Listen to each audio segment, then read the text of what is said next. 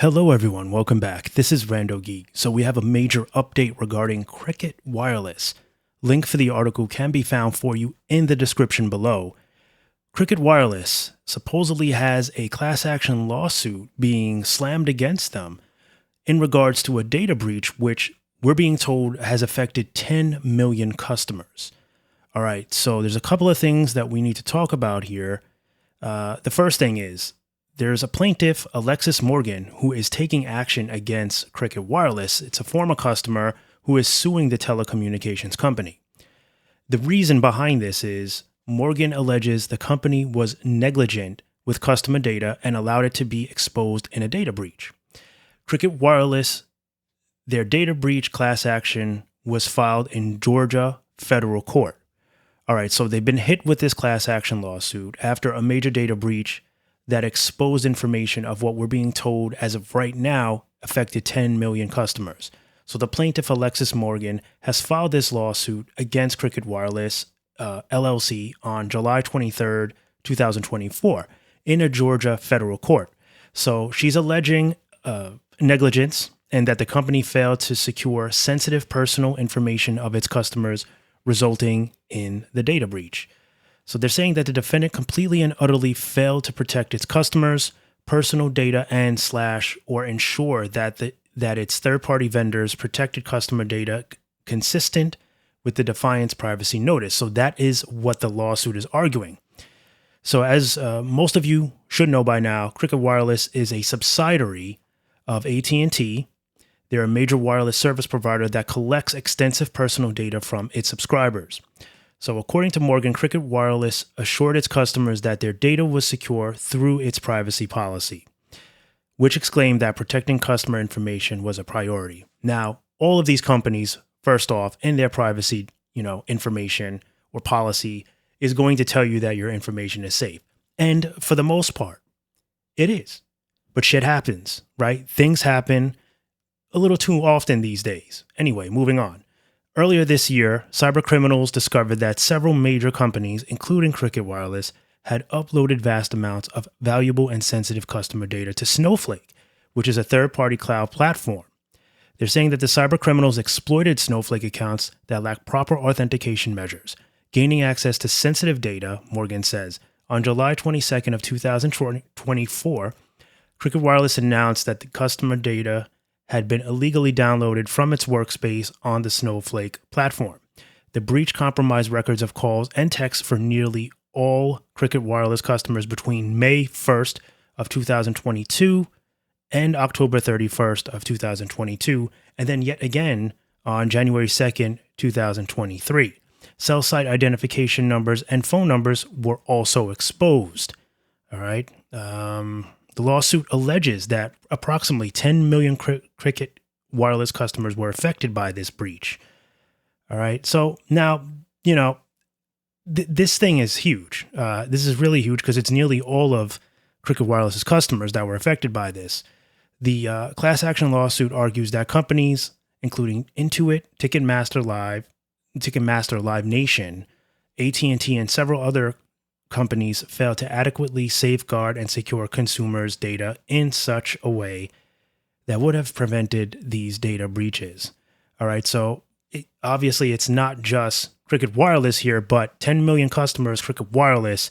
If you're a Cricket Wireless customer, you might have been impacted by this. So it's good for you to at least have a heads up.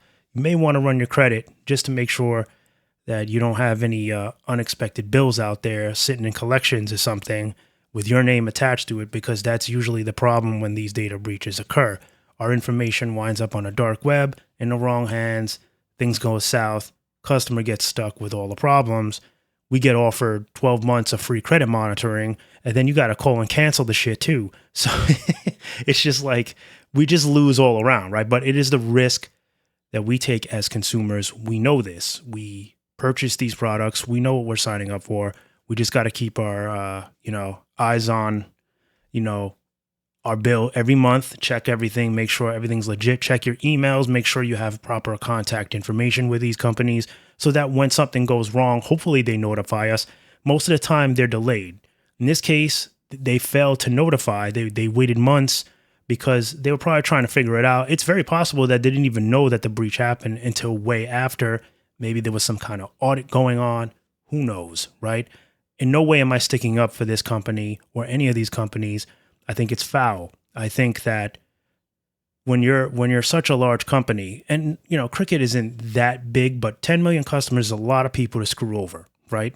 When if their information is in the wrong hands, that's a lot of people affected by it. Even if there's just like 200 customers that are actually having a problem, that's 200 too many. These companies are in positions, way too high. They have sensitive information that could really destroy, or at the very least inconvenient, someone's life dramatically, right? It can really annoy the shit out of you if someone has went out and spent a bunch of money under your name. Now you have to dispute it. It's just a headache that most people don't have time for in their lives. People got to get up early. They got to go to work. They work late. They have other things they got to do in their lives than to run around chasing after a company, because someone spent a bunch of money that your wireless service should have been paying more attention to, should have had your information a little bit more secure. And at&t, which is, the father of Cricket, right? Because Cricket is a subsidiary. They're seeing way too many data breaches these days. And at&t is a massive company, been around for decades. So if they're having this problem, and, T-Mobile has pretty much been the king of data breaches until recently. I think at&t is starting to catch up now. It's been so often that we're hearing about them, or even their subsidiaries attached to it, right? It's not a good look. And then, of course, we have other big companies like Ticketmaster and Intuit. It's not cool for any of these companies. These companies are too big to have these problems so often. Like, I can deal with it once. When T-Mobile had a data breach, okay, it happens. Do better. at&t, okay, do better. But when you're hearing about it like every other month, and these are data breaches that go back too. So like these are old data breaches, but there are also some newer ones. Either way, this is not a good look, and it's not understandable. It's not cool.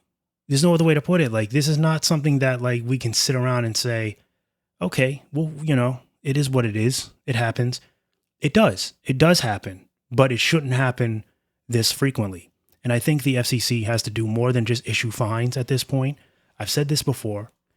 They have to hold them accountable, and they basically have to break it down to them in the simplest of terms. If you have more than 2 data breaches within a 5-year period, maybe we have to take away your license to sell for a while. Maybe you can't sell for a while until you can prove otherwise, that you're able to take on the business, allow customers to operate and work with you without their information being compromised. If you can't prove otherwise, maybe we can't let you sell for a while. You might have to take a seat on the stretchers over there, let someone else play, let another carrier play for a while. Otherwise, they got to hold a huge meeting, have all these companies that have been affected by these data breaches, have like a massive opening, fucking put out the bagels, whatever you got to do. Let them sit down and talk this shit out, because it's not cool. At this point, it's pretty boring. And again, the customer is the one that gets stuck with this. So that's your issue here. That's the problem. That's really all I have for you. Link for the article down below. As always, thank you guys for stopping by and watching, and I'll catch you in the next one. Bye for now.